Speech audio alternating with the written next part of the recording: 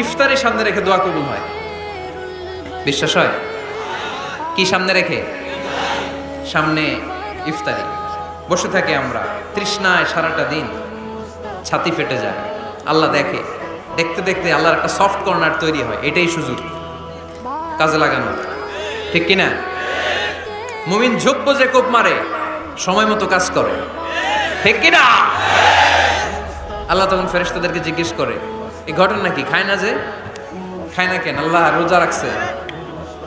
এগুলো কি? রো আফজা, পেঁয়াজ আলুর চপ, বেগুনি, মুরগির রান খায় না। খায় না কেন? ওরা যে ক্ষুধার্ত। আল্লাহ আপনার ভয়ে।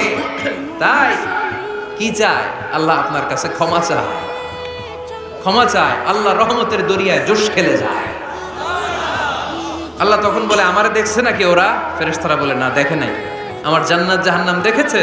না দেখে নাই। আমারে না দেখে, জান্নাত জাহান্নাম না দেখে আমারে তো ভয় করে। যাও, আজকের এই রোজার বিনিময়ে এখন বান্দা যা চাইবে সব কবুল করে নেব।